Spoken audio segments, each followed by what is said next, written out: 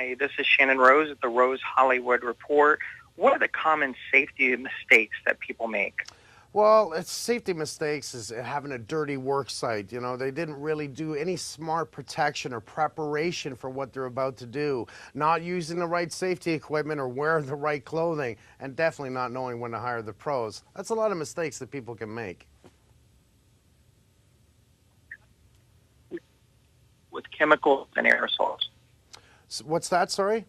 How do people safely deal with chemicals and aerosols? Well, this is something, that's a really good question. I'm really getting tired of seeing it. You know, when I was a kid, we used to do things without masks and take things down, but we didn't know any better. And I was learning as I was going, and I learned from my dad. If you're going to be working with any type of chemicals or even sanding when it comes to that, you don't even know what you're sanding. Is it asbestos? What does it contain? Put on a respirator mask and wear the right protection that makes sense, that's going to protect your lungs. That respirator mask will clean the air so your lungs don't have to.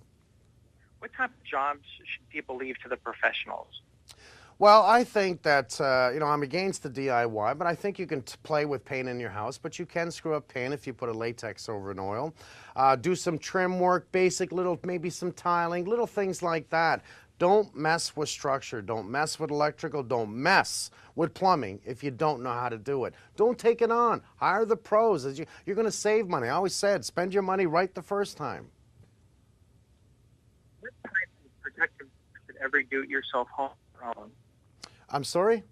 What type of protective gear should every do-it-yourself homeowner own? Really simple. I'm going to say about 5 things. In your toolbox, you should have safety glasses, really good safety glasses, 3M by the way. Safety goggles, your earmuffs, your ear protection, very essential. You're going to be working, whether it's in your backyard cutting the grass or cutting your hedges, never mind jackhammering. You wear the right stuff that makes sense. I want to see the respirator mask or at least a dust mask for the little things that you're doing in your work box. Your gloves, pay attention, you know, because I've seen people just carrying wood and getting splinters right up into their hands because they didn't wear their gloves. And your boots. On anything you do, whether it's inside or outside your house, wear your boots. I've stepped on nails. I've seen toes cut off with a lawnmower wearing flip-flops. Go frickin' figure. Last question for you. What safety measures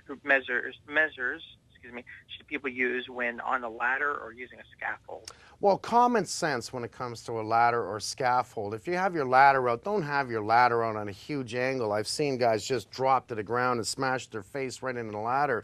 Put it on a right angle. Make sure it's tied off. Have something against the bottom, or if it can't slip out, or better yet, bring someone in to help you hold the ladder. For a scaffold, I want to see a safety belt on you. Anything over 8 feet off the ground is just common sense. You know, people, you can be fined by it, but I don't want to use that as a threat.